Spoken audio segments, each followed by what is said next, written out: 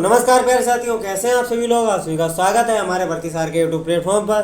तो जैसे कि आप लोगों को पता है, हमारी ल्यूसेंट जीके जीएस की सीरीज चल रही है, जो कि टॉपिक विद सोल्यूशन चल रहा है हमारा। तो उसी का आज एक बेहतरीन टॉपिक लेके आए हैं, जिसमें हम लोग डिस्कस करेंगे प्रमुख चिन्ह एवं प्रतीक, मतलब कौन सा चिन्ह किस चीज़ का प्रतीक होता है। ठीक है, तो उसी के बारे में आज डिटेल से जानेंगे कौन सा चिन्ह किस चीज़ का प्रतीक होता है। तो आज के सेशन में ज़्यादा से ज़्यादा बच्चों को जोड़िए और चैनल को ज़्यादा से ज़्यादा सब्सक्राइब करें। तो चलिए बिना किसी देरी के स्टार्ट करते हैं आज का सेशन। जैसे प्रमुख चिन्ह तथा प्रतीक, जैसे कलम जो होती है, ये कलम जो होती है वो किसका प्रतीक होती है? संस्कृति और सभ्यता का प्रतीक होती है। जो कलम हमारी होती है, ये इसमें बहुत ताकत होती है, कहा जाता है। ये संस्कृति, हमारा कल्चर भी दिखाती है और हमारी सभ्यता का प्रतीक भी होती है, ये बात ध्यान रखनी है। और इसमें होता है कमल का फूल। कमल का फूल किसका प्रतीक होता है?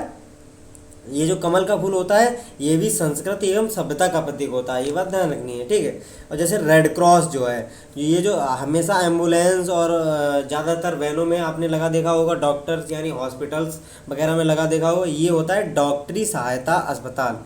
ठीक है, मतलब सहायता जो डॉक्टरी होती है, मेडिकल जो है हेल्प होती है, मेडिकल हेल्प, ये उसका प्रतीक होता है।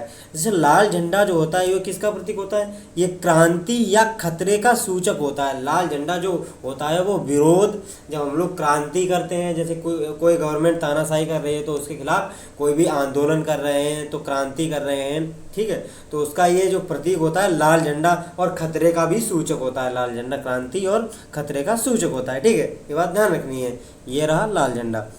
जैसे काला झंडा, ये किसका प्रतीक होता है? ये होता है विरोध का प्रतीक। मतलब कोई जैसे अधिनियम आया, जैसे हमने हिस्ट्री से पढ़ा है 1919 का रॉलेट एक्ट आया था, तो उसके विरोध में भारत की जो युवा जनसंख्या थी, उन्होंने काले झंडे दिखाए थे ब्रिटिश गवर्नमेंट को, जिसमें हमारे महात्मा गांधी जी भी साथ थे। ठीक है, तो उन्होंने ये काले झंडे का प्रतीक था, जिसमें जो 1919 का रॉलेट एक्ट था, उसमें ये नियम था कि बिना अपील, बिना दलील, बिना वकील सीधे भारतीयों को जेल में डाला जाता। मतलब उनको कोई सुनवाई ही नहीं थी। ठीक है, मतलब उनका मन था चाहे जिसको पकड़ते और जेल में बंद कर देते थे।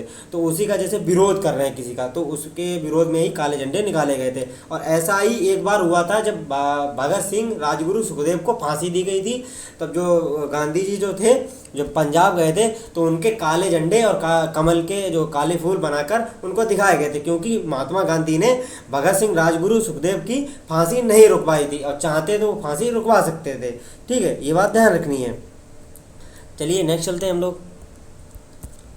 आता है पीला झंडा। पीला झंडा कैसा, किसका प्रतीक होता है? जैसे संक्रामक रोगग्रस्त लोगों को लेके, मतलब जो जानलेवा वाहन पर झंडा लगाया जाता है। जो संक्रामक है, जैसे रोगग्रस्त हैं, जैसे एम्बुलेंस में भी पीला झंडा लगाया जाता है इसी वजह से। जैसे संक्रामक या रोगग्रस्त लोगों को जो ले जाता है, ट्रांसपोर्टेशन का काम करता है, वहाँ पर पीला झंडा का प्रतीक होता है, जिससे आदमी समझ जाता है कि इसमें कोई बीमार है या कोई पेशेंट जा रहा है, तो इसको रास्ता दें। ये बात ध्यान रखनी है, पीला झंडा इसका प्रतीक होता है। जैसे उल्टा झंडा किसका प्रतीक होता है? उल्टा झंडा प्रतीक होता है संकट का प्रतीक। मतलब बिल्कुल एकदम जो कोई भारी संकट आ गया है, जैसे अभी मान लो एक एग्जांपल देते हैं, जैसे भारत की सरकार है, भारत की सरकार पर अगर अचानक किसी विदेशी भाइयों ने आक्रमण करके और भारत के, तो जैसे ही उल्टा झंडा जो है, ये किसका प्रतीक? ये यूएस स्पेशली होता है। जैसे मान लो कोई संकट आ गया है, कोई जहाज डूबने वाला है, तो उसको संकट के लिए एक इंडिकेट किया जाता है उल्टा झंडा करके, तो जिससे उसको बाहरी मदद मिल सके, जो कि स्पेशली यूएस में ही अप्लाई होता है उल्टा झंडा। ठीक है, और जैसे झुका हुआ झंडा क्या है? झुका हुआ झंडा ये होता है राष्ट्रीय शोक का प्रतीक। जैसे कोई महान हस्ती होती है राष्ट्रीय शोक में, मतलब महान हस्ती, जैसे एग्जांपल लेते हैं, जैसे भारत के वो राष्ट्रपिता थे महात्मा गांधी, जो वो एक्सपायर हुए थे, तो मतलब झंडा झुका दिया जाता है। कोई भी महान हस्ती होती है तो उसके सम्मान में झंडा को झुका दिया जाता है, तो वही राष्ट्रीय शोक हो जाता है। यही इसका प्रतीक होता है, ये बात ध्यान रखनी है। सफ़ेद झंडा किसका प्रतीक होता है? ये होता है संधि या समर्पण का प्रतीक।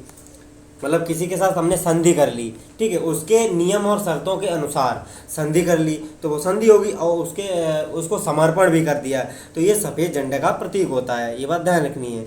कोई युद्ध हो रहा है, कोई युद्ध अगर कोई जीत गया तो उसके साथ संधि कर ली और उसको समर्पण कर दिया, यही प्रतीक होता है सफ़ेद झंडे का। ये बात ध्यान रखनी। जैसे लाल त्रिकोण, ये जो लाल त्रिकोण है ये किसका प्रतीक होता है? ये होता है परिवार नियोजन का प्रतीक। ठीक है, जो परिवार नियोजन की योजनाएं भारत सरकार द्वारा चलाई गई ये उसका प्रतीक होता है त्रिकोण का। जैसे कम से कम ज़्यादा से ज़्यादा मतलब कम से कम जनसंख्या बढ़ाएं, जैसे हम दो हमारे दो, ये का फार्मूला अपनाएं। ठीक है, तो चलते हैं नेक्स्ट। फिर आता है कबूतर पक्षी। ये कबूतर पक्षी जो होता है शांति का प्रतीक, और इसको वो भी कहते हैं संदेश वाहक भी कहा जाता था पुराने ज़मानों में। संदेश वाहक के रूप में भी कबूतर को प्रयोग किया जाता है, और कबूतर जो है शांति का भी प्रतीक होता है, ये बात ध्यान रखनी है। ठीक है, जैसे लाल प्रकाश जो है, रेड लाइट जो है, वो किसका प्रतीक होता है? ये खतरा या यातायात को रोकने का प्रतीक। ठीक है, जैसे हमने ट्रैफिक जो होते हैं तो जैसे कि ट्रैफिक सिग्नल हो गया, तो उसमें जैसे कोई आपत्तिजनक है, जैसे मान लो खतरा कोई है, तो उसमें भी लाल प्रकाश का ही उपयोग किया जाता है, ये बात ध्यान रखनी है। जैसे हरा प्रकाश ये किसका प्रतीक होता है? ये यातायात को जाने का संकेत होता है। जैसे रेड लाइट और ग्रीन लाइट जो होती है, हम लोग ट्रैफिक सिग्नल पर खड़े होते हैं, जैसे रेड लाइट हो जाती है जैसे खड़े हो जाते हैं, जैसे आगे खतरा है, अभी जाना अलाउ नहीं है। जैसे ग्रीन लाइट आ गई तो उसमें ग्रीन सिग्नल हो गया कि आप जा सकते हैं, यातायात बिल्कुल सुचारू रूप से जाना जाता है। ठीक है, फिर आता है आंखों पर बंधी पट्टी और हाथ में तराजू लिए स्त्री। ये किसका प्रतीक होता है? ये तो सब लोग जानते हैं, अदालत में कभी कोर्ट में जाके देखना तो ये महारानी साहिबा खड़ी रहती हैं, टंगी रहती हैं। ठीक है, ये न्याय का प्रतीक होती हैं। ठीक है, ये बात ध्यान रखनी है, पता नहीं ये क्यों न्याय का प्रतीक होती है। नेक्स्ट चलते हैं हम लोग।